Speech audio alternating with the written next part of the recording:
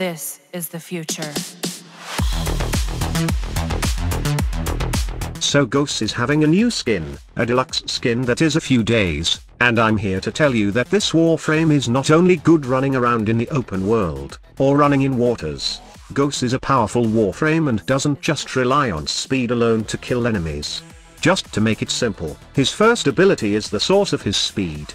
Every time you activate Mach Rush, you gain insane speed. But there's more to this ability though. It's also the main source of charging your redline battery to max and has the maximum benefit for all your abilities. The ability scales well with speed mods, and every time you activate this ability, you gain a shield which makes it good survivability also for the Warframe.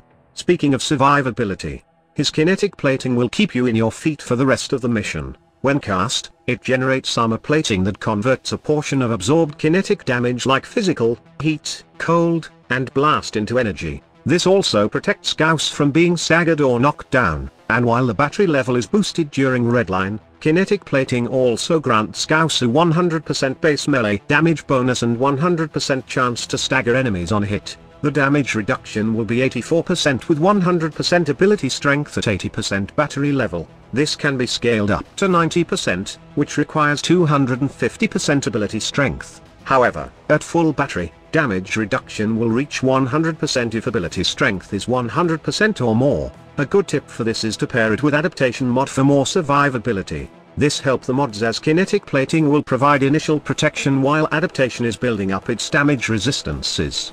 Then, we got Thermal Sunder, which I consider right now to be the best nuking ability in the game.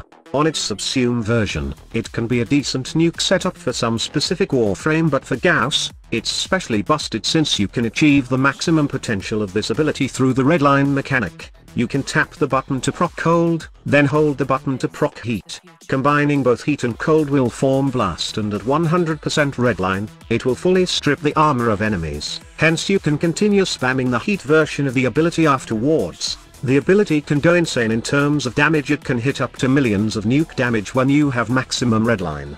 And lastly, his redline ability is the source of all brokenness in his abilities. When this activates, it pushes Gauss' battery beyond the redline, supercharging his abilities and setting fire rate, attack speed, reload speed, and holster it into overdrive. When this ability is at full effect, Mach Rush energy cost is halved when cast during redline. Kinetic plating also grants Gauss a 100% base melee damage bonus and a 100% chance to stagger enemies on hit. Thermal Sunder gains bonuses to its status effects when redline is active and above the redline battery charge, which is greater than 80%.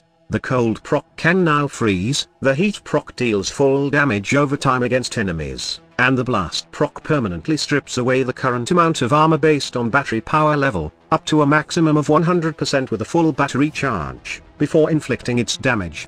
Right now, I'm using a versatile build for Gauss that is both usable in Duviri and Warframe experience, and the best part about this is that I don't even need a subsume ability to make this Warframe great. Another fun build for this Warframe is the Mach Crash augment that creates a wormhole that sucks enemies in one place once you crash into an obstacle. This is a great group and nuke setup, especially in star chart levels, like, if you just want to have fun killing enemies in Steel Path Survival. You can get more from this build if you have some Argent shards. I prefer duration for my Gauss here so that redline will be longer and I don't need to recast it every time and build up my battery. Now, I would like to know how you are playing Gauss right now. Let me know in the comments section below. Thank you so much for watching. Squad Leader signing off.